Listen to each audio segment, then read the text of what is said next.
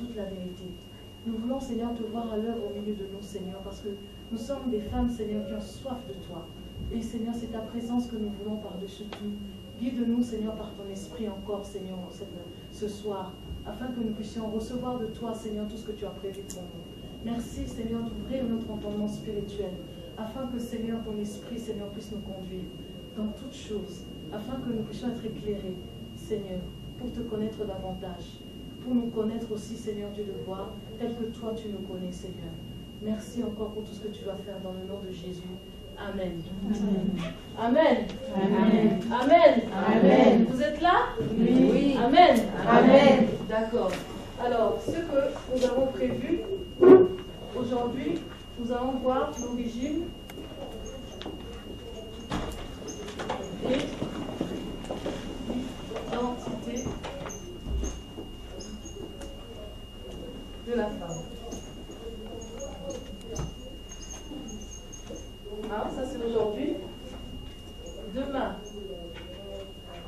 la femme et le ministère. Alors ça peut nous prendre 4 jours. Mais on essaiera de faire court. Hein, parce que c'est très vaste. Et puis il y a des sujets polémiques, il y a beaucoup de choses dans la parole qui est très intéressant et que nous allons voir. Alors, le 3e jour, ça sera le caractère de la femme.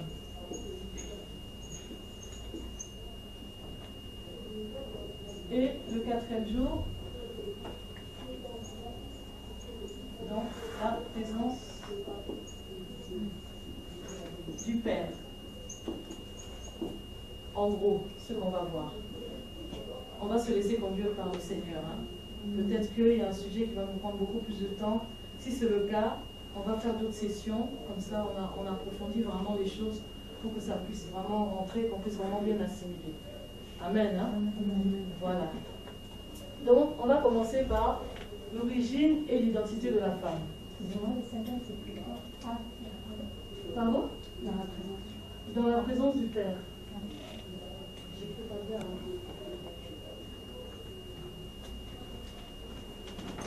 C'est bon pour tout le monde? C'est bon. Aujourd'hui, donc ça sera ça qu'on va voir. D'abord, l'origine. On peut mettre un grand A. Origine. Alors, l'origine de la femme, on la connaît tous, hein. La Bible en parle à partir de Genèse 1. Genèse 1 et Genèse 2. On parle de l'origine de la femme.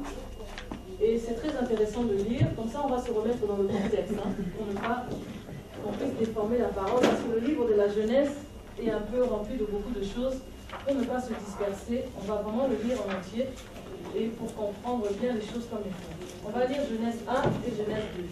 L'Éternel Dieu prit donc l'homme et le mit dans le jardin d'Éden pour le cultiver et le garder. Puis l'Éternel Dieu commanda à l'homme en disant: tu mangeras librement de tout arbre du jardin. Et quant à l'arbre de la science et du bien et du mal, tu n'en mangeras point, car dès le jour où tu en mangeras, tu mourras de mort. Or l'Éternel Dieu avait dit: il n'est pas bon que l'homme soit seul, je lui ferai une aide semblable à lui. Car l'Éternel Dieu avait formé de la terre toutes les bêtes des champs et tous les oiseaux des cieux, puis il les avait fait venir vers Adam, afin qu'il vît comment il les nommerait, et afin que le nom qu'Adam donnerait à tout animal fût son nom. Et Adam donna les noms à tout le bétail et aux oiseaux des cieux et à toutes les bêtes des champs. Mais il ne se trouva point d'aide pour Adam qui fût semblable à lui. Et l'Éternel Dieu fut tombé un profond sommeil sur Adam, il s'endormit, et Dieu prit une de ses côtes et resserra la chair dans la place de cette côte. Et l'Éternel Dieu fit une femme de la côte qu'il avait prise d'Adam, et la fit venir vers Adam. Alors Adam dit: à cette fois, celle-ci est os de mes os et chair de ma chair, on la nommera femme, parce qu'elle a été prise de l'homme. C'est pourquoi l'homme laissera son père et sa mère et se joindra à sa femme, et ils seront une même chair. Or, Adam et sa femme étaient tous nus et ils ne le prenaient point à main. Amen. Amen. Amen. Vous savez, l'histoire de la création est tellement extraordinaire que vraiment, tout ce qui est écrit dans la Bible après découle de la Genèse. Tout ce que le Seigneur a fait après avait déjà été écrit dès la Genèse. Et c'est tellement extraordinaire la manière dont Dieu a créé les choses, la manière dont Dieu a créé la femme, que parfois les mots manquent pour expliquer ce que c'est. Imaginez un Dieu qui crée le ciel en disant que le ciel apparaisse. Qu'il y ait des étendues dans le ciel, qu'il y ait de l'eau qui apparaisse, qu'il y ait des arbres qui poussent, qu'il y ait... Au fait, la parole a créé toutes choses. Et c'est tellement extraordinaire que on peut pas l'expliquer parce qu'on n'a jamais vu ça. Vous voyez? Et c'est comme ça que Dieu a créé les choses. Il a créé le ciel, il a créé la terre, il a créé la mer, il a créé toutes les choses. Il a commencé à façonner aussi les animaux même à partir de la poussière. Vous voyez? Les animaux et tout ça, ils ont été créés à partir de la poussière. C'est Dieu qui l'a fait. Et quand Dieu créait le ciel et la terre et tout ce qu'il y a dedans, la Bible dit que c'était bon. Vous voyez, au verset 1, 4, Dieu vit que la lumière était bonne. Donc tout ce que Dieu créait, c'était bon. Mais le deuxième jour, Dieu n'a rien dit. Alléluia. Amen. Parce que Dieu savait ce qui était bon et ce qui était, vous voyez, ce qui pouvait passer. Mais il savait comment doser les choses. Il a dit c'est bon. Vous voyez, le deuxième jour, on dit le verset 8, il y eut un soir et il y eut un matin, ce fut le deuxième jour. Le troisième jour, quand il y a eu le sec sur la terre et qu'il y a eu les eaux de la mer qui se sont formées, Dieu vit que c'était bon. Vous voyez, au verset 10. Le verset 13. Il y eut un soir et il y eut un matin, ce fut le troisième jour. Et le troisième jour aussi, Dieu n'a rien dit. Non, au 12, il a dit, Dieu vit que c'était bon. Et il y eut un soir et il y eut un matin, ce fut le troisième jour. C'était bon. Le quatrième jour, au verset 18. Pour dominer sur le jour, donc il a créé la lune et il a créé le soleil. Dieu vit que c'était bon. Le 19, il y eut un soir, il y eut un matin, ce fut le quatrième jour. C'était aussi bon. Mais regardez, quand il a créé l'homme, le verset, on va regarder ça au verset 31. Dieu regarda tout ce qu'il avait fait et il constata que c'était très bon. Vous voyez la différence? Il constata que c'était très bon. Vous voyez? Pourquoi est-ce que c'était très bon? Parce qu'il y avait quelque chose de particulier. Mais on va voir que le très bon là, le Seigneur l'a dit quand il a créé la femme. Parce que quand il a créé l'homme, il lui dit, le verset 18 au chapitre 2, il n'est pas bon que l'homme soit seul. Pourtant, quand il a créé le ciel, la terre et tout ça, c'était bon. Quand il a créé l'homme aussi, il a dit c'est bon. Mais quand il a créé l'homme, il lui dit à la fin, il n'est pas bon que l'homme soit seul. Et le jour où il a créé la femme, il a dit lui, c'est très bon. Pourquoi? Alléluia. Parce que c'est un jour particulier. Qu'est-ce que la Bible nous dit comment Dieu a créé la femme? Au fait, il y a deux récits de la création. On va aller tout doucement. Au chapitre 1, au verset 27, on dit Dieu créa l'homme à son image. Vous êtes tous d'accord avec moi que Dieu n'a pas de sexe? Hein? Vous ne croyez pas tous qu'on vous montre à la télévision, hein? Dieu n'a pas de sexe. Dieu n'est ni homme ni femme. Dieu est esprit, la Bible nous dit. Et l'esprit n'a pas de sexe. La Bible dit que Adam a été créé à l'image de Dieu. Alléluia. Il était à l'image de Dieu. Et la Bible précise, il créa à l'image de Dieu, il créa l'homme et la femme. Alléluia. Au fait, quand Dieu a créé Adam, la femme était en Adam. C'est un mystère, mais c'est comme ça. Le Seigneur a créé Adam, mais la femme était à l'intérieur d'Adam. Comment expliquer? C'est Dieu seul qui sait. Et quand Dieu a créé l'homme, il lui a dit, vas-y, domine sur tout ce que tu vois. Domine sur les oiseaux, sur les poissons, sur tout. Tu peux dominer. Il n'y a pas de problème. Mais la Bible dit que l'homme n'a pas trouvé son vis-à-vis. Ça veut dire qu'il commençait un petit peu à s'ennuyer. Mais n'oublions pas que quand Dieu a créé la femme, c'était le même jour, hein, c'était toujours le 6e jour. Mais on ne dit pas combien de temps a duré le jour, parce qu'on ne sait pas combien de temps ça a duré à l'époque. Hein. Aujourd'hui, on dit il y a 24 heures, il y a 24 heures dans une journée, 12, mais avant, on ne sait pas. Hein. On ne sait pas comment Dieu avait fait les choses. Parce qu'après le péché, il y a des choses qui ont été chamboulées, on ne sait pas. Mais le même jour, Dieu a créé les animaux. Ensuite, il a créé l'homme. Et il lui a dit de dominer sur les poissons, sur les oiseaux, sur tous. Et on ne sait pas pourquoi, en fait, Dieu a fait ça. Mais juste avant de créer la femme, il a emmené les animaux devant Adam pour que Adam puisse donner un nom à ces animaux. Je ne sais pas si Dieu voulait que Adam se rende compte au fait que ces animaux n'étaient pas adaptés à lui. Je ne sais pas. Mais Dieu voulait que chaque animal vienne défiler devant Adam pour que Adam lui donne un nom. Toi, tu seras oiseau. Toi, tu seras aigle. Toi, tu seras poisson. Toi, tu seras girafe. Toi, tu seras hippopotame. Il a dû se rendre compte lui-même que, au fait, oh, ces animaux-là ne me ressemblent pas. Ils ne sont pas comme moi. Ils sont différents. Comment est-ce que je vais pouvoir vivre avec des animaux? Moi, je suis un homme et eux, ce sont des animaux. C'est pas possible. On est différents. Vous vous rendez compte? En regardant une girafe, il a dû se dire, oh là là, celle-là, si je veux la regarder dans les yeux, il me faut une échelle. C'est compliqué. C'est compliqué. Il a dû se dire, mais si je vis avec un hippopotame, mais si je ne fais pas gaffe, il va m'écraser, je vais mourir comme ça, bêtement. Vous voyez, ce n'était pas compatible. La Bible dit qu'il ne trouva pas de vis-à-vis. Vous voyez? Dieu, je pense qu'il a fait exprès. Il a dit, vas-y, donne des noms pour voir la réaction d'Adam. S'il allait trouver un écho à son cœur un petit peu, tu vois. Et quand il a fini, Dieu a dit, ah, il n'est pas bon. Alors que tout ce qu'il avait créé était bon. Mais là, il lui a dit, mais Adam, il n'est pas bon que tu sois seul. Vous voyez? Il n'est pas bon. Et puis Dieu a endormi Adam. Je ne sais pas comment, qu'est-ce qu'il a utilisé, mais il a endormi Adam. Vous voyez? Adam a été fait de la poussière de la terre. Vous voyez, hein, la poussière, là, on prend la poussière, on fait de la boue. Dieu, je ne sais pas comment Dieu a fait, mais cette poussière-là est devenue Adam. Vous voyez? Il a été créé comme ça. Mais il a créé Ève. La Bible dit qu'il a pris la côte de l'homme. Il a pris la côte où il y avait l'os. Vous voyez? Il a coupé, il a refermé bien à sa place.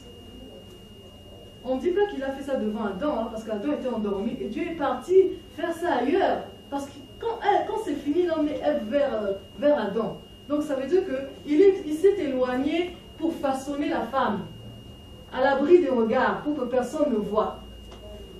Alléluia. La femme a été faite différemment. Elle a été façonnée à partir de quelque chose qui existait déjà. Et ce quelque chose-là vient de l'homme. Vous voyez? Quand on parle de l'origine de la femme, on peut dire que la femme vient de l'homme. Vous voyez? Elle vient de l'homme. Elle a été créée à partir de l'os et du côté de l'homme. Et le Seigneur est parti dans le laboratoire. Il a façonné. Il a travaillé. Il a fait sortir une femme à partir de la chair qui existait déjà. Ce qui fait que toi et moi, nous sommes raffinés aujourd'hui. Vous voyez, quand on regarde une femme, hein, on est bien aimé, on est différente. Hein? On est raffiné, on est... Je ne sais pas, il y a quelque chose qui fait que tu as envie de regarder la femme parce que tu sais qu'elle a quelque chose de plus. Vous voyez? Le Seigneur nous a créés comme ça. Il a voulu que nous puissions être travaillés de manière exceptionnelle. Alléluia. Et le secret, c'est que Dieu a pris son temps pour nous faire. Il n'a pas voulu nous faire rapidement pour que quelque chose sorte de n'importe comment. Il a travaillé, il a pris son temps. Et ensuite, il a emmené vers l'homme. Mais regardons la réaction d'Adam quand il a vu Ève. Alors, on va lire le chapitre 2, verset 21. Alors l'Éternel Dieu fit tomber un profond sommeil sur l'homme, qui s'endormit. Il prit une de ses côtes et referma la chair à sa place. Vous voyez, Dieu c'est le médecin des médecins. L'Éternel Dieu forma une femme à partir de la côte qu'il avait prise de l'homme. Et il l'emmena vers l'homme. Alléluia. Vous voyez, il l'a emmené vers l'homme. Vous imaginez maintenant la réaction d'Adam quand il voyait quelqu'un venir vers lui comme ça là, avec une démarche spéciale, une démarche qu'il n'avait jamais vue. Vous imaginez, le même jour, en fait, il a donné des noms aux animaux. Donc, il a vu des animaux défiler devant ses yeux là, des animaux de sorte et de sorte. Après, il voit quelqu'un qui n'est pas un animal, qui lui ressemble, mais qui n'est pas lui. Vous vous rendez compte qu'il n'avait jamais vu sur la terre, c'était la première fois. Vous savez, nous les femmes, on a une certaine démarche. Hein. C'est pas comme l'homme qui va marcher. Mais la femme, elle devait marcher de... Il était tellement ému que quand il lui a donné le nom, il lui a donné le nom de Isha, en hébreu. Ça veut dire, lui, il avait quelque chose de plus. Vous pouvez se dire, mais il aurait pu réfléchir quand même pour donner un nom un petit peu. Il s'est dit, ah, cette fois-ci, c'est l'os de mes os, la chair de ma chair. Vous voyez, il était conscient que cette femme sortait de lui. C'est pour ça qu'il a dit, c'est mon os, c'est ma chair. Parce que ça venait de son côté. Vous vous rendez compte? Est-ce que vous vous rendez compte? Oui. Alléluia. Adam était ému. Il a dit non, non, non, non. Cette fois-ci. Il y a eu d'autres fois hein, où il a vu des choses. Il a vu la chair des animaux, il a vu le nez des oiseaux, il a vu les oreilles, je ne sais pas comment. Au lieu des pieds, ils avaient des pattes. Au lieu des mains, ils avaient des ailes ou des nageoires. Il s'est dit non, non, non, non, non. Cette fois-ci. Ah, cette fois-ci. Alléluia. Amen. Cette fois-ci. Il faut que tu te rendes compte que tu es particulière. Parce que cette fois-ci, voici celle qui est l'os de mes os et la chair de ma chair. Et la chair de ma chair. Vous savez, la femme, elle est en même temps quelque chose qui sort de l'homme, mais avec quelque chose de plus. On est comme l'homme, mais avec quelque chose de plus qui fait... En fait, ça veut dire que la femme est entourée d'un certain mystère qui fait d'elle qu'elle est particulière. On est vraiment particulière. Vous voyez? Mais Dieu a pris son temps pour nous créer. Le corps que nous avons là, mais vraiment, un corps vraiment raffiné. Ce qui fait que dans le monde, pour vendre quelque chose, on va utiliser la femme. Dans les publicités, même pour vendre un stylo, on va mettre une femme toute nue là, parce que ça va attirer. Et si on met cette femme-là, les hommes vont acheter le stylo, parce que, eh ben, on a quelque chose de particulier, quelque chose qui va attirer, qui va forcément séduire. Alléluia. Et si ce n'est pas utilisé dans le Seigneur, ça fait des dégâts. Alléluia. Si ce n'est pas utilisé dans le Seigneur, ça fait des dégâts terribles. Amen. Amen. Amen. Vous voyez comment Dieu nous a créés. C'était exceptionnel. Quand il nous a créés, il a dit c'est très, très bon. Moi, je rajoute encore un très. Il a dit c'est très bon. Voilà, l'homme n'est plus seul. La Bible dit que Adam a trouvé son vis-à-vis. Vis-à-vis, ça veut dire que c'est quelqu'un avec qui ils échangent, ils partagent, ils communiquent, ils se sentent à l'aise. Il y avait une certaine unité entre eux. Alléluia. Est-ce qu'on se comprend? L'origine de la femme n'est pas mystérieuse. La femme, elle sort de l'homme. Elle est l'homme avec quelque chose de plus que Dieu a travaillé. Et ça, c'est quelque chose d'extraordinaire parce que ça fait que la femme est entourée d'un mystère que Dieu seul sait comment il nous a créé. Il y a quelque chose de plus. Moi, parfois, je dis à mon mari, parfois, je ne me comprends pas. Hein. Je ne sais pas pourquoi je réagis comme ça, en fait. Mais c'est comme ça que Dieu nous a fait. Dieu nous a fait comme ça. Et gloire à Dieu. Vous voyez? C'est pour ça que Dieu dit, l'homme quittera son père et sa mère, s'attachera à sa femme, les dieux deviendront une seule chair. Et ça veut dire quoi concrètement? On va faire un petit schéma. Je peux effacer? Oh, ça ne passe pas bien.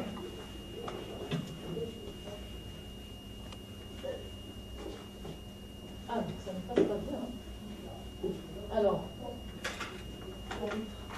en ce qui concerne la création de la femme, il y a deux récits. Hein? Il y a dans Genèse 1, qu'on a lu, hein? Et dans Genèse 2. Alors, dans Genèse 1, la Bible dit que le 1, c'était Adam, mais en Adam, il y avait l'homme et la femme.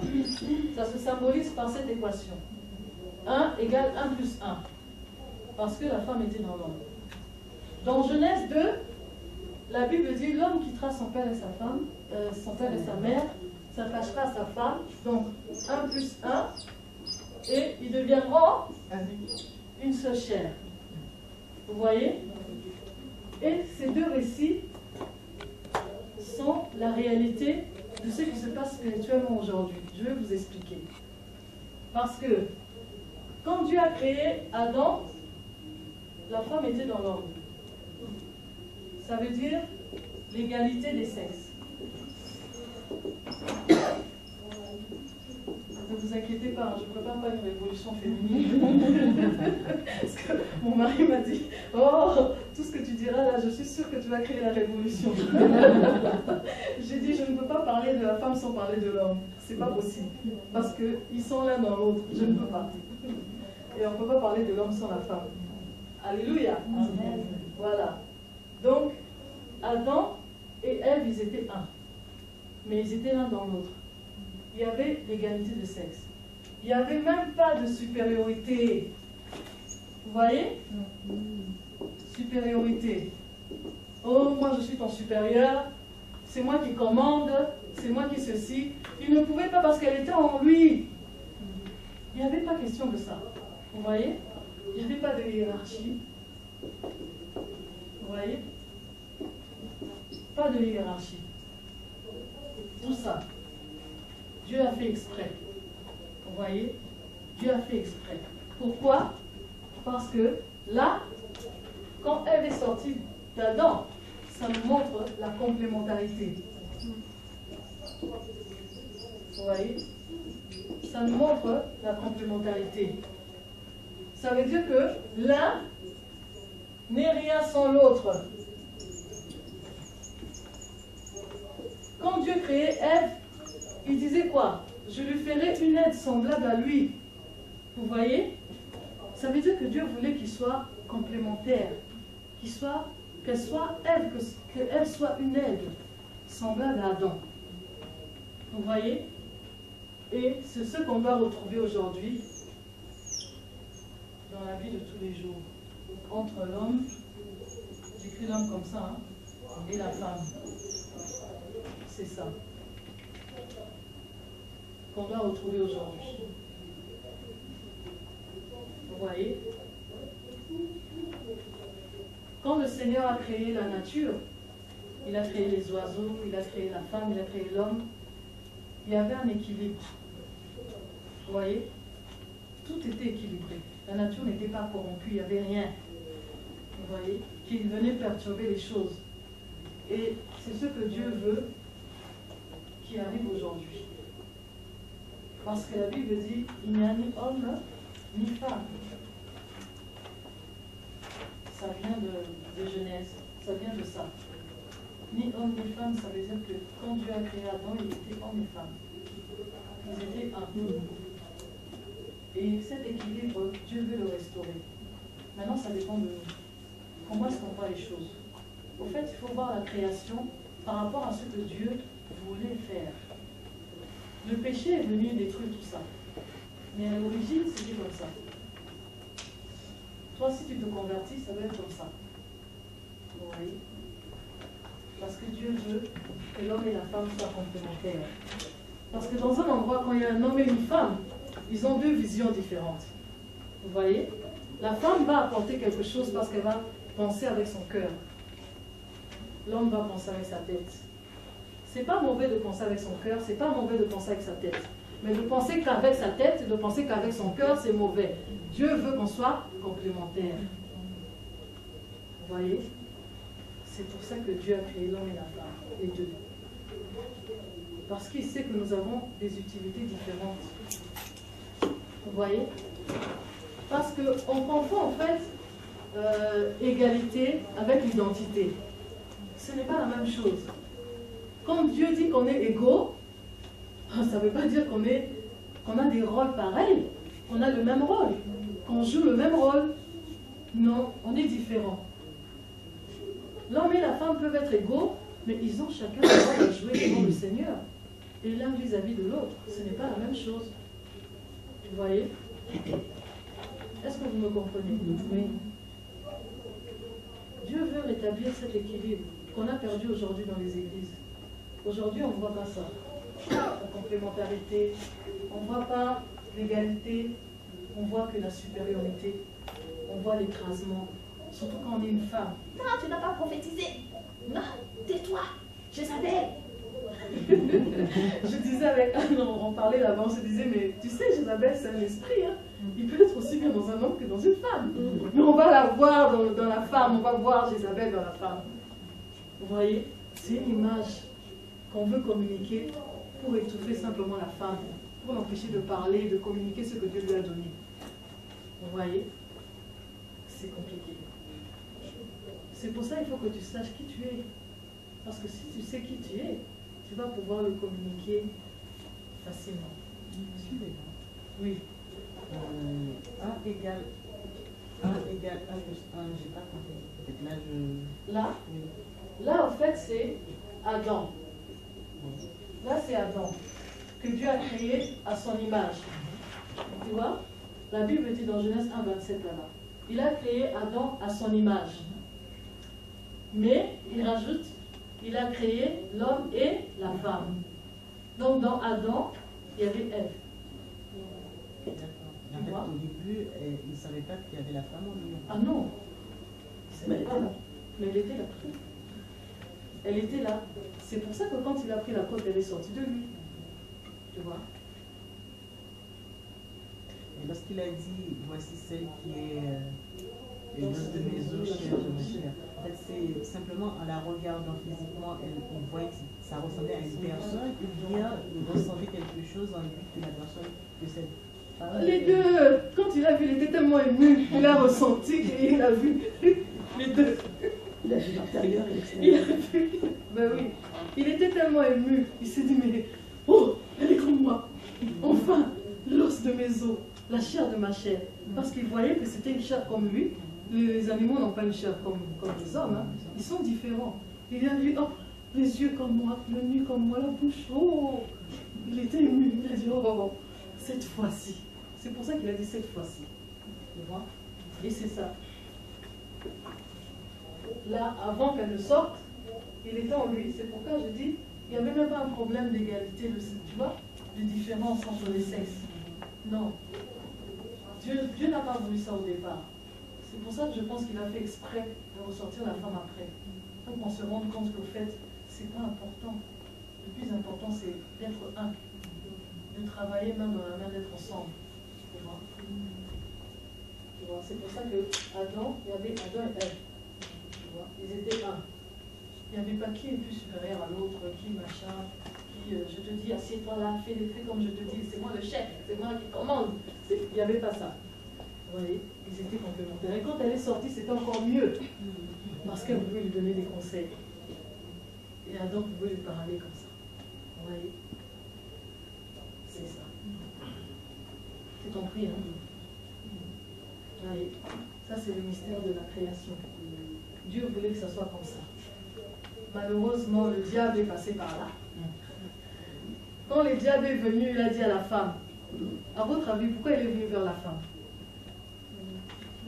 Parce que Justement, elle est dans les sentiments. la femme est dans les sentiments. Dieu a-t-il réellement dit? Est-ce que c'est vrai que Dieu vous a dit que vous ne pouvez pas manger l'arbre du fruit qui est au milieu du jardin? Parce que Dieu sait que le jour où vous allez en manger, vous allez être comme lui. La femme va dire, bon, c'est vrai ça, être comme Dieu. Ouh, ce serait bien, effectivement. Hein? Elle a mangé. Elle a mangé. Moi, je me pose toujours la question.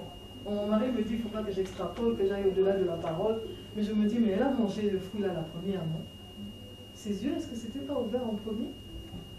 Est-ce que quand elle allait donner le fruit là, elle ne savait pas que ses yeux étaient déjà ouverts? Vous savez, nous les femmes, on est parfois tordus. Hein? Mes yeux sont ouverts là, je vais lui donner. Comme ça,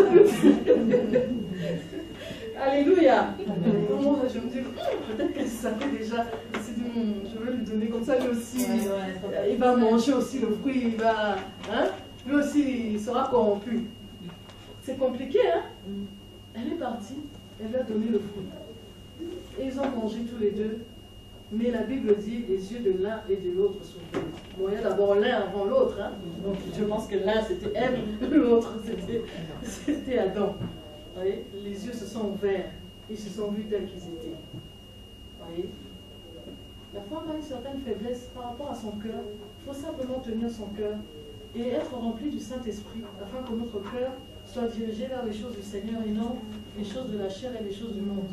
Vous voyez? Parce que notre corps s'emballe et s'enflamme pour un rien. Hein? Dieu nous a créés comme ça. Ça, il ne faut pas qu'on se...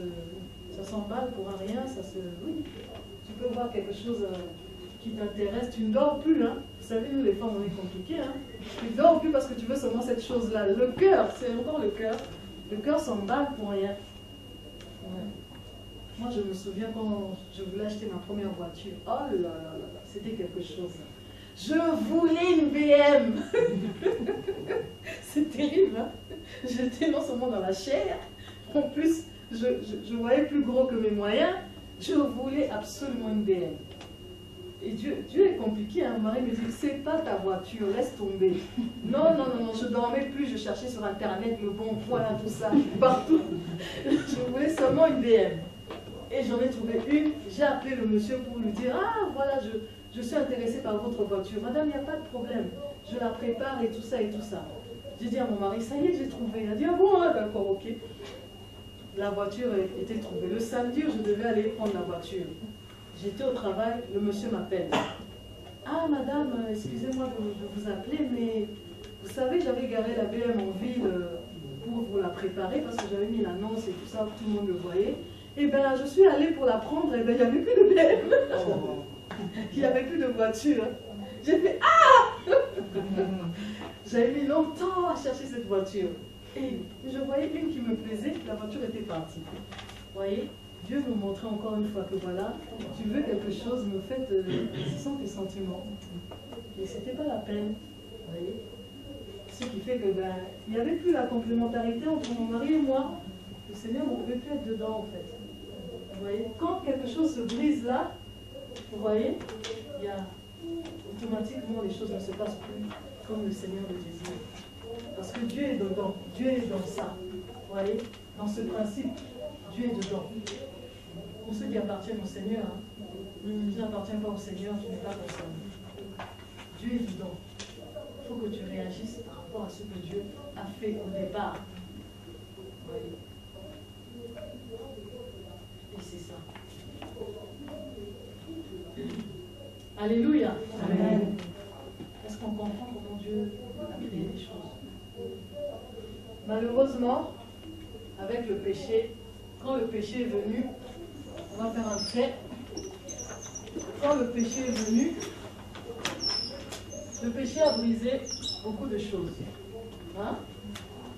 Avant le péché, vous voyez là? Est-ce que vous voyez? Oui. Avant et après. Avant le péché, il y avait d'abord Dieu. Après Dieu, il y avait Adam et Ève. Parce qu'ils étaient au même niveau. Vous voyez? Et ensuite, il y avait la nature. Dieu dominait sur Adam et Ève. Vous voyez? Adam et Ève dominaient sur la nature. Les animaux, les arbres, tout ça. Parce que Dieu leur avait dit, vous allez l'assujettir, vous allez dominer sur elle. Vous voyez? C'était ça l'ordre du Seigneur. Mais après la chute, il y a eu Dieu. La nature est passée devant. Parce qu'avant, on pouvait dire à un lion, hé, pousse-toi, va là-bas, cours. Ou bien aujourd'hui, ne viens pas à côté de moi. Aujourd'hui, ce n'est plus possible. Parce que la nature a pris le dessus. Aujourd'hui, on ne peut plus dire à un serpent, retire-toi de moi, va-t'en. Ce n'est pas possible. Il ne va pas t'écouter. Alléluia. Parce que, à cause du péché, la nature a été corrompue. Maintenant, il domine sur nous. Alléluia. Mais en Christ, bien évidemment, on reprend notre autorité. Hein. Amen. La nature, et puis il y avait Adam, ensuite Ève. Vous voyez? En fait, le péché est venu détruire l'ordre établi par le Seigneur. Vous voyez? Et Adam a été placé avant Ève. Ce qui fait que quand ils ont mangé le fruit de l'arbre du jardin, la première personne que Dieu a appelée, c'est qui? Adam. C'est Adam. Il a dit, Adam, où es-tu? Ah, j'ai entendu des pas dans le jardin. Je me suis caché. Hein? Adam, toi te cacher? Pourquoi tu t'es caché? Oh, parce que je suis nue. Mais qui t'a appris que tu es nue? Alléluia. Vous voyez, quand le péché vient, il y a le désordre. Quand le péché vient, on se cache. On a honte. Et comme il était déjà un peu corrompu, Adam, il dit, mais Seigneur, c'est la femme que tu as mise à côté de moi. Alléluia. Seigneur, c'est pas moi, hein, c'est la femme. Il était déjà un peu corrompu, mais Dieu dit, c'est lui. Hein. Il dit, c'est la femme, Seigneur, que tu as mise à côté de moi. C'est à cause d'elle que je vais manger le fruit. Ah, donc c'est à toi que j'avais parlé. Quand je te parlais, est-ce que la femme était là? Allez. Alléluia. Et à cause de ça, vous voyez, c'est là qu'on dit que l'homme et la femme ne sont plus égaux. L'homme est supérieur de la femme n'a plus aucun droit. Et ça donnait toutes les dérivations que vous voyez aujourd'hui, que la femme doit porter le voile, que la femme doit se cacher, que la femme n'a pas droit à la parole, que la femme doit se mettre à l'écart, que la femme, son avis ne compte pas, que dans l'église, elle est opprimée. À la maison, c'est même pas la peine, elle ne sert qu'à avoir des enfants, et ceci, et patati, et patata, tout vient de là, en fait, à la chute. Vous voyez? Tout vient de là, à la chute. Et le Seigneur veut restaurer, parce que dès que tu crois au Seigneur, Dieu te met automatiquement dans cette position. Vous voyez? Tu reprends ta place. C'est très difficile de reprendre sa place quand autour de toi, les choses n'ont pas changé. Mais il faut que tu saches dans le Seigneur qui tu es. Pour que ta place, au fait, tu n'aies même pas besoin de parler, on sait que tu es là. Tu vois? Alléluia. Est-ce qu'on me comprend? Aujourd'hui, la femme n'a plus de droit. Les gens se battent dehors. L'égalité des sexes, l'égalité. C'est faux. Il y a égalité de sexe en Jésus. Dans la réalité, c'est le péché. Il ne peut pas y avoir d'égalité entre les sexes, c'est pas possible. Parce que à cause du péché, tout a été corrompu. L'homme est au-dessus de la femme, ne vous y trompez pas. Quand vous allez dans le monde, c'est ça. Hein? Ah oui. Dans tous les domaines, c'est comme ça. C'est le péché. Et ça sera comme ça jusqu'à la fin. Même si les gens se égalité des sexes, le jour de la femme, tout ça, ça change rien. Ça sera toujours comme ça. Mais dans le Seigneur, nous reprenons notre place. Alléluia. Dans le Seigneur, on reprend notre place. Mais ça, il faut être vraiment dans le Seigneur, dans sa présence, pour que la place soit restaurée. Même dans les couples, hein, parfois c'est compliqué dans le couple parce que l'homme réfléchit encore comme ça. Vous voyez? On a des maris, il y en a qui réfléchissent encore comme ça. Ils te voient comme inférieur. Il y a des choses qu'ils ne peuvent pas te confier. Ils ne te mettent pas à ta juste place. Et tu ne peux pas pleinement t'épanouir dans le foyer parce que tu es un petit peu comprimé. Vous voyez? Quand tu es comprimé, tu ne peux pas t'épanouir totalement. Hein. Tu ne peux pas t'exprimer. Tu ne peux pas dire tout ce que tu ressens parce que tu es canalisé quelque part. Vous voyez? Et ça frustre la femme. Ce qui fait qu'il y a des femmes, il y en a beaucoup qui sont frustrées, hein, et elles rentrent dans des choses bizarres, vous voyez, comme elles deviennent militantes féministes, et ceci et cela. Il y en a qui rentrent dans les partis politiques pour s'exprimer bien, tout ça, pour montrer que, vous voyez, ça donne beaucoup de dérivation. Le Seigneur veut que tu sois là, et ça dépend de toi. Est-ce que tu sais qui tu es? Alléluia. Amen. Est-ce que c'est clair? Oui. C'est clair? Oui. C'est terrible, hein? Parce qu'à cause du péché, on a perdu beaucoup de choses. On a vraiment perdu beaucoup de choses. Malheureusement, les livres qu'on a écrits sur la femme, si vous regardez tous les livres qu'on a écrits sur les femmes, ça a été écrit par les hommes. Parce que la femme n'avait pas droit à l'instruction. Elle va écrire comment? Elle n'avait pas droit à l'apprentissage. C'est compliqué. Donc c'est eux qui ont écrit. Ils ont écrit à leur manière, en ressentant les choses comme ils ont ressenti, et on ne pas, surtout de cette manière-là, vous voyez, ce qui fait que l'histoire est un petit peu... Alléluia.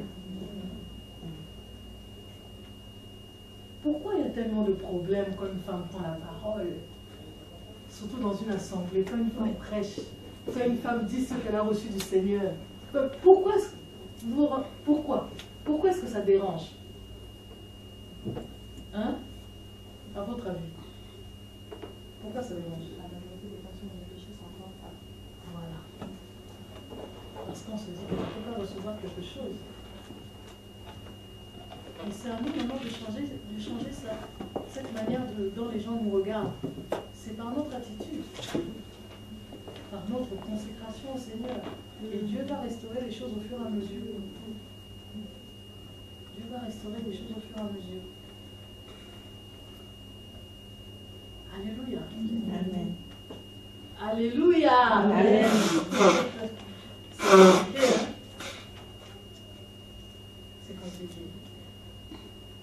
Mais n'oublions pas que le jour où le Seigneur a créé la femme, son cœur s'est réjoui.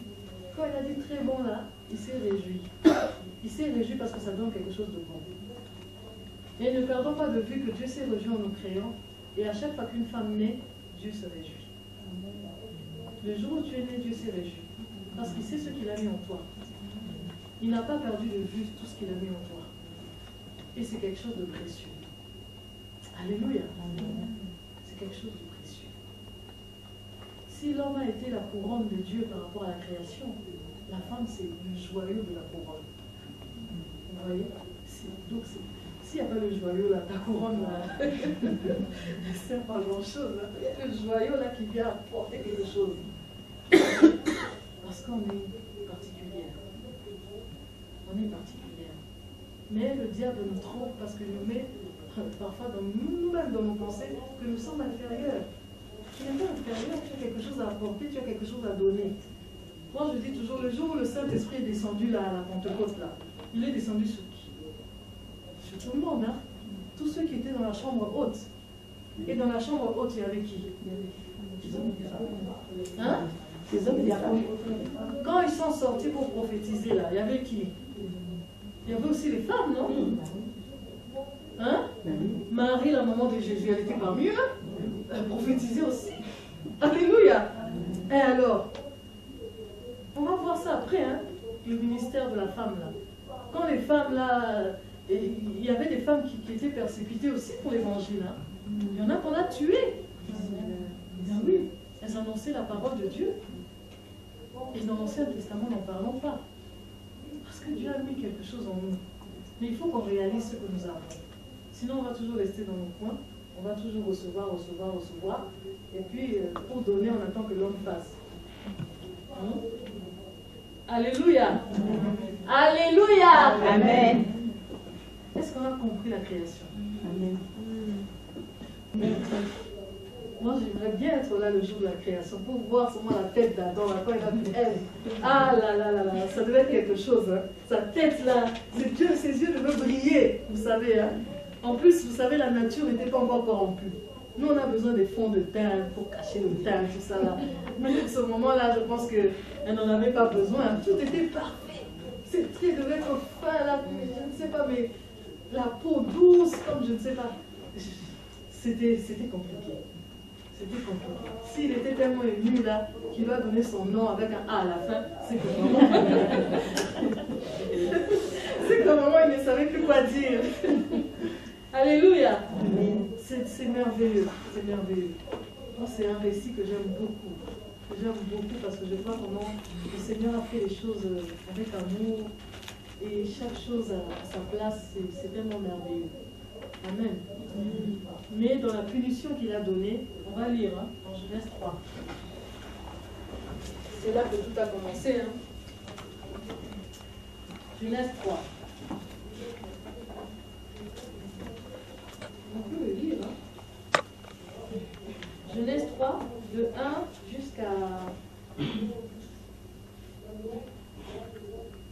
serpent était le plus rusé de tous les animaux sauvages que l'Éternel Dieu avait fait. Il dit à la femme, Dieu a-t-il vraiment dit, vous ne mangerez aucun des fruits des arbres du jardin? La femme répondit au serpent, nous mangeons du fruit des arbres du jardin. Cependant, en ce qui concerne le fruit de l'arbre qui est au milieu du jardin, Dieu a dit, vous n'en mangerez pas et vous n'y toucherez pas, sinon vous mourrez. Le serpent dit alors à la femme, vous ne mourrez absolument pas, mais Dieu sait que le jour où vous en mangerez, vos yeux s'ouvriront et vous serez comme Dieu, vous connaîtrez le bien et le mal. La femme vit que l'arbre était porteur de fruits bons à manger, agréable à regarder et précieux pour ouvrir l'intelligence. Elle prit de son fruit et en mangea. Elle en donna aussi à son mari qui était avec elle, et il en mangea. Leurs yeux à tous les deux s'ouvrirent, et ils prirent conscience qu'ils étaient nus. Ils attachèrent des feuilles de figuier ensemble et s'enfirent des ceintures. Quand ils entendirent la voix de l'Éternel Dieu en train de parcourir le jardin vers le soir, l'homme et sa femme se cachèrent loin de l'Éternel Dieu au milieu des arbres du jardin. Oui, quelqu'un d'autre peut continuer? Cependant, l'Éternel Dieu appela l'homme et lui dit, où es-tu?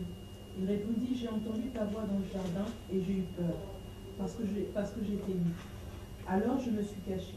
L'Éternel Dieu dit, qui t'a révélé que tu étais nu? Est-ce que tu as mangé du fruit de l'arbre dont je t'avais interdit de manger? L'homme répondit, c'est la femme que tu as mise à mes côtés qui m'a donné de ce fruit et j'en ai mangé. L'Éternel Dieu dit à la femme, pourquoi as-tu fait cela? La femme répondit, le serpent m'a trompé et j'en ai mangé. L'Éternel Dieu dit au serpent, puisque tu as fait cela, tu seras maudit parmi tout le bétail et tous les animaux sauvages. Tu marcheras sur ton ventre et tu mangeras de la poussière tous les jours de ta vie. Je mettrai l'hostilité entre toi et la femme, entre ta descendance et sa descendance. Celle-ci t'écrasera la tête et tu lui blesseras le talon. Il dit à la femme, j'augmenterai la souffrance de tes grossesses. C'est dans la douleur que tu mettras des enfants au monde. Tes désirs se porteront vers ton mari, mais lui, il dominera sur toi. Il dit à l'homme, puisque tu as écouté ta femme et mangé du fruit au sujet duquel je t'avais donné cet ordre, tu n'en mangeras pas, le sol est maudit à cause de toi. C'est avec peine que tu en tireras ta nourriture tous les jours de ta vie. Amen. Amen. Vous voyez, ce récit, c'est là où tout a commencé au fait. Dieu a puni le serpent. Moi je dis que Dieu l'a vraiment puni. Et il a puni de génération en génération. La première chose, c'est que physiquement, il lui a enlevé les pieds. Le serpent est le seul animal qui marche sur son ventre. Il n'y en a pas d'autre. Il n'a pas de pattes. Vous voyez, quelle punition. Plus bas que tous les animaux, c'est le serpent. Il n'y a personne qui est plus bas que lui. Hein. Il rampe comme ça là. Et c'est terrible. Mais Dieu lui a dit qu'il y aura guerre entre vos descendances. Entre ta descendance et la descendance de la femme. Il ne va pas dire de l'homme. Vous voyez? De la femme. Et celle-ci écrasera la tête. Et tu lui blesseras le talon. Le diable sait que toi, si tu marches dans le Seigneur, tu ne feras qu'écraser sa tête. C'est pour ça qu'il ne peut pas vouloir que tu avances. Plus tu avances, plus tu vas écraser la tête. Et Dieu a dit que le diable sera toujours écrasé. Et c'est pour ça qu'il le sait, et que la femme est réprimée de génération en génération. On empêche à la femme d'évoluer. C'est l'œuvre du diable. Alléluia.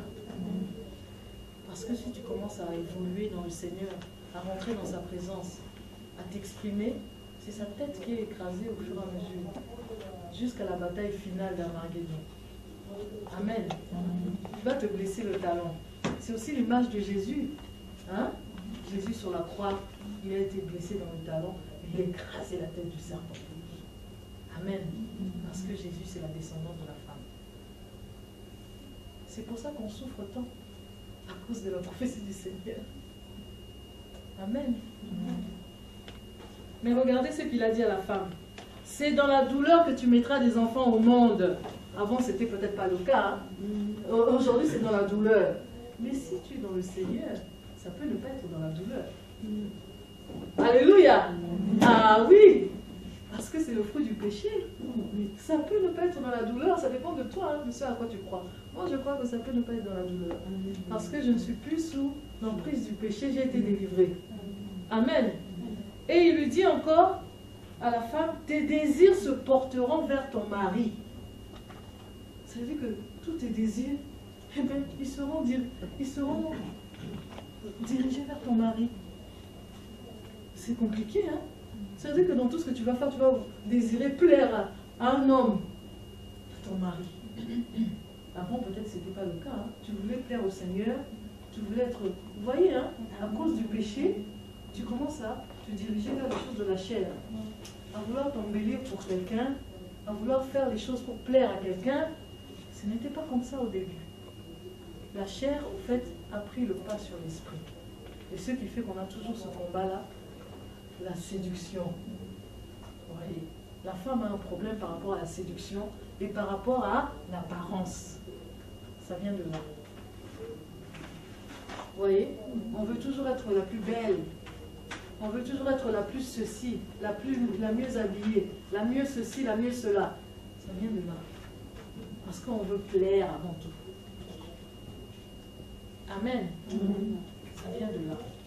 Vous voyez? Mais lui, il dominera sur toi. Vous voyez où ça a commencé, la domination? À partir du péché. Parce que ce n'était pas comme ça. Si Dieu le dit, c'est que ce n'était pas le cas. C'est-à-dire que l'homme ne dominait pas sur elle. Mais maintenant, il domine sur elle. Vous voyez? Tout a commencé là, à cause du péché. Alléluia. Nous, les femmes, on a vraiment un problème par rapport à l'apparence. On aime bien paraître la plus belle, la mieux habillée, la mieux ceci. Ou si ce n'est pas le cas, on veut toujours être à notre avantage. Et ça, c'est un vrai problème quand on arrive au Seigneur. Parce que Dieu commence par briser ça d'abord. Le moi, là, il commence par briser ça. Parce que chez nous, c'est trop fort. C'est à cause du péché. Vous voyez? On veut que nos yeux soient avec les cils les plus longs. Quand il n'y en a pas suffisamment, on rajoute des faux cils. Vous voyez, c'est des choses comme ça. Quand on n'a pas de cheveux, on veut rajouter des faux cheveux. Tout ça, c'est compliqué. C'est compliqué. Tout ça pour paraître. Alléluia.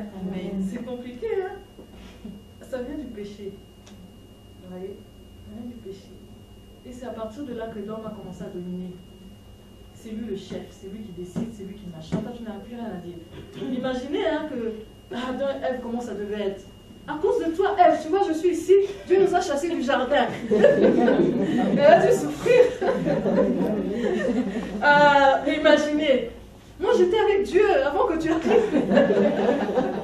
J'étais bien. Mais depuis que tu es là, vraiment, hein, tu as écouté la voix du Seigneur. Et maintenant, on se retrouve là. Vous savez, il y a des hommes qui savent se plaindre. Hein. Ah, Ève, vraiment, Dieu, maintenant, je ne peux plus voir Dieu face à face. Tout ça, c'est à cause de toi. Elle a dû souffrir, la pauvre. Hein? Imaginons, hein, quelle souffrance. À cause de toi, je suis séparée du Seigneur. Et patati, et patata, et nanana. Elle n'avait plus le droit de parler, la pauvre. Hein. Elle ne pouvait que se taire et accepter d'être dominée. Amen. Amen. Ah, c'est compliqué, hein. Vous voyez, à cause de ça, on a vécu tout ce qu'on a vécu et aujourd'hui, le Seigneur veut qu'on puisse reprendre notre place. Amen. Que nous avons perdu à cause du péché. Parce que dans le Seigneur, on a changé d'identité. Vous voyez? Dans le Seigneur, on a une autre identité. C'est important. Qui es-tu réellement dans le Seigneur? Amen. Vous voyez? Après tout ce qu'on vient de voir. Le jour où tu as cru, il ne faut jamais oublier que l'Esprit est venu habiter en toi. Voilà. Donc tu as le Saint-Esprit, tu as le Seigneur. Et la manière dont tu t'es converti, c'est la même manière que l'homme se convertit aussi pour accéder à la vie éternelle. Il n'y a vraiment aucune différence. Et Dieu ne fait aucune différence. Nous avons autant accès au salut qu'un homme. Parce que nous avons reçu la même chose. Par la foi, nous avons cru que Jésus-Christ est mort et ressuscité. Nous sommes sauvés. Et la Bible dit qu'à partir du moment où nous avons cru, nous sommes devenus enfants de Dieu. Alléluia. Et la femme aussi est enfant de Dieu autant qu'un homme. Et nous sommes aussi cohéritières avec Christ. Nous sommes aussi la postérité d'Abraham. Parce que nous avons reçu tout de la même manière. Nous sommes devenus aussi une nouvelle créature. Grâce au Seigneur. Ça veut dire que nous ne tendons plus vers les choses du monde, vers le péché, mais nous tendons vers le Seigneur, vers les choses d'en haut, où Christ est assis. Et nos cœurs doivent soupirer après ces choses, vers les choses d'en haut. C'est ça. Mais ce que l'homme n'a pas, c'est que dans notre identité, le Seigneur veut que nous puissions être des vraies mères. Alléluia. Amen. Que nous puissions être des mères. Alors, être mère ne dépend pas de l'âge. Vous voyez? Est-ce qu'on me comprend? Être mère ne dépend pas de l'âge. Ça ne dépend pas du fait d'avoir des enfants ou pas. Vous voyez? Mais ça dépend de ce que tu communiques autour de toi. Amen. Amen. Parce que tu as reçu quelque chose. Et tu n'es pas forcé de venir devant la chair pour communiquer ce que tu as reçu. C'est la grâce que Dieu nous fait. Parce que déjà, quand tu donnes naissance à ton enfant, tu communiques déjà quelque chose. Tu vois? Et c'est quelque chose que Dieu a mis en la femme, qu'un homme forcément n'a pas, dans le même, on va dire au même niveau que nous. Parce que nous, on a la facilité de communiquer, de donner. Vous voyez? L'apôtre Paul dit que la femme sera sauvée en devenant mère. C'est un peu compliqué parce que c'est le seul verset où on dit ça. Alors il n'y a aucun autre verset qui confirme ça. Mais c'est écrit. Vous voyez? Dans 1 Timothée 2 là-bas.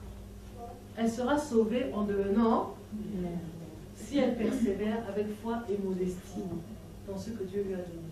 C'est dans l'esprit ces choses. Amen. C'est dans l'esprit. Voilà. Oui. Vous voulez le lire? Alors 1 Timothée 2, 15.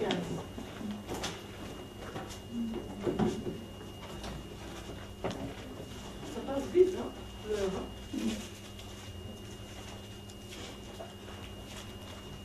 On peut même lire à partir du verset 14. Hein.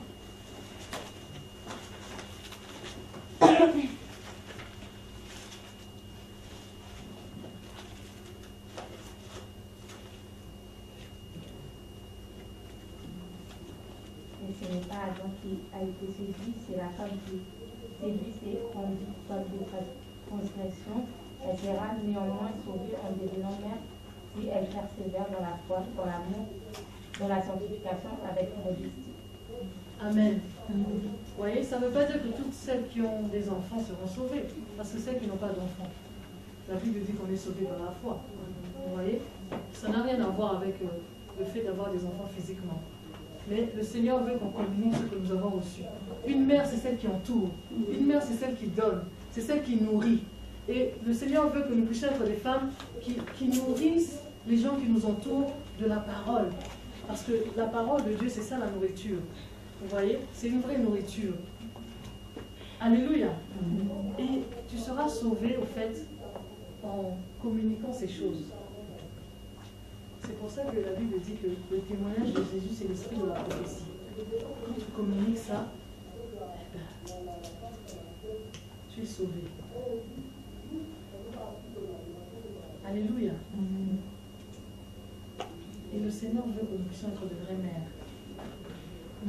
Qu'on puisse donner ce que nous avons reçu, parce que le Seigneur a mis en nous tellement de choses, tellement de richesses, qu'il ne cherche qu'à s'exprimer, qu'à sortir, pour que les autres puissent en bénéficier. Vous vous rendez compte? Il faut savoir au fait ce que Dieu t'a donné. Parce que tant que tu ne le sauras pas, tu ne pourras pas le communiquer. Il faut se connaître. Vous voyez? Chacun a reçu quelque chose de particulier. Hein. C'est vrai que nous ne sommes pas, comme les hommes, mais nous pouvons leur apporter quelque chose aussi. Vous voyez? Dans notre manière de faire, dans notre manière de voir les choses, nous avons beaucoup à apporter.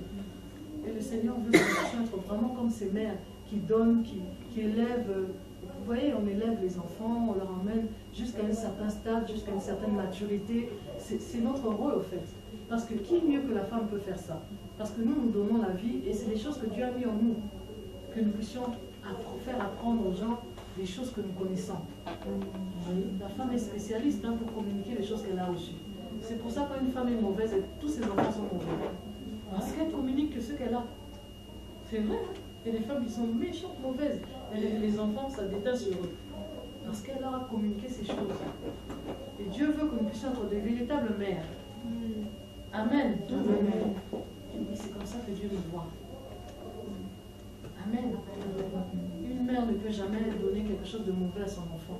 Elle ne peut pas le tuer, elle ne peut pas, à moins que tu sois un peu dérangé dans la tête. Mais une mère normale, tu peux te donner de bonnes choses. Et autour de nous, Dieu veut que nous puissions communiquer ce que nous avons reçu. Tu ne peux pas forcément aller avec un micro devant pour le Seigneur a dit, le Seigneur, non, le Seigneur a dit à ta voisine, le Seigneur a dit à ton collègue de travail, le Seigneur, il peut parler aussi aux gens qui t'entourent, sans forcément que ce soit une prédication ou quoi que ce soit. Amen. Amen. Alléluia. Amen. Amen. Est-ce qu'on comprend? Tu es particulière. C'est pas de ta faute, tu fais des comme ça. Amen. Et nous sommes aussi des épouses. On ne peut pas dire qu'un homme est un époux par rapport à Christ. Parce que Dieu compare toujours la femme avec l'Église. Vous voyez, la relation que l'homme a avec la femme, Dieu la compare toujours avec l'Église. On ne peut pas parler d'épouse sans parler de l'Église. Parce que l'Église, c'est l'épouse de Christ. Et Dieu a voulu que l'homme et la femme soient époux et épouses pour comparer ça au fait à l'Église. Parce que c'est l'image de ce que nous allons vivre avec le Seigneur et encore mieux. Parce que ici, c'est terrestre. Mais là-bas, ce sera céleste. Et c'est céleste. Amen. Une femme est destinée à être épouse. À moins que Dieu lui dise, non, ce n'est pas pour toi. Tu ne vas pas te marier, tu vas rester comme ça, comme l'apôtre Paul. Mais si Dieu ne t'a pas dit, tu es destiné à être une épouse. Parce que Dieu a mis ça en nous. Parce que si on voit à la création, Dieu a voulu que ça soit respecté. Cette complémentarité, cette égalité, cette unité, ce partage, c'est quelque chose qui va faire au fait qu'on va s'épanouir totalement.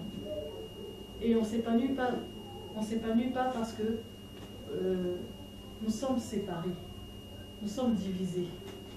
Mais Dieu veut qu'il y ait unité entre l'homme et la femme, entre l'époux et l'épouse, pour que ça puisse former un. Et avec ce un-là, ça forme une puissance telle que le diable ne peut rien contre vous. Si vous êtes comme ça, là, avec cette unité, l'ennemi pourra jouer avec vous, mais jamais il vous atteindra. Il va vous attaquer de manière comme il veut, mais jamais vous serez atteint. Parce que l'ordre de Dieu est respecté dans votre foyer. Et parce que chacun est à sa place et chacun tient son rôle. Vous voyez? Amen. Amen. Qui mieux que nous peut jouer le rôle d'épouse? Hein? Avec Jésus. Nous, on est vraiment l'épouse, parce que dans la vie de tous les jours, on est l'épouse de quelqu'un. Hein? Bon, celles qui ne sont pas mariées, ça viendra. Amen. On est l'épouse de quelqu'un. Qui mieux que nous peut savoir comment jouer ce rôle auprès de Jésus? Parce que quand tu es l'épouse, tu es vraiment l'épouse, hein, avec toutes les caprices et tous les... Hein? Tout ce qui va avec. Hein? Comme ça avec le Seigneur, hein? Avec tout ce qui va avec là. Hein? Ah oui, ça, on en fait des caprices. Peu importe l'âge, hein, des caprices. Ça met un peu de piment. Hein? Vous voyez? Donc le Seigneur nous voit en tant qu'épouse. Et nous sommes fiancés avec Christ. Le jour où on va se marier avec Christ, les noces de l'agneau là, ça sera terrible. Hein? Vous voyez le mariage ici-bas, c'est le reflet de ce qui va se passer là-bas. les choses ont été mises en place comme ça par le Seigneur pour que quand il nous explique c'est quoi l'épouse, qu'on puisse comprendre au moins.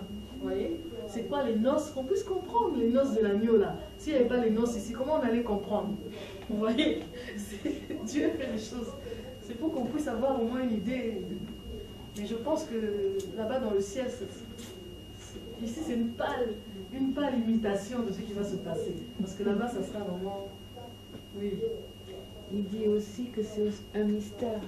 Voilà. C'est un mystère. Donc, c'est dans Éphésiens ça. Oui, on peut le lire, hein, Éphésiens 5. Voilà, ça se rapporte, c'est Paul qui dit, ça se rapporte.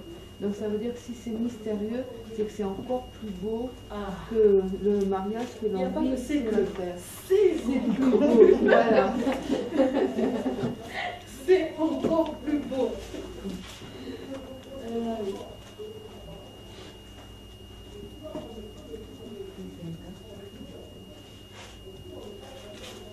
Éphésiens 6.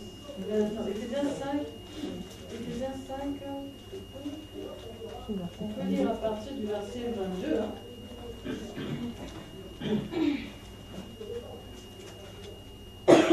De 22 à 32, on va lire.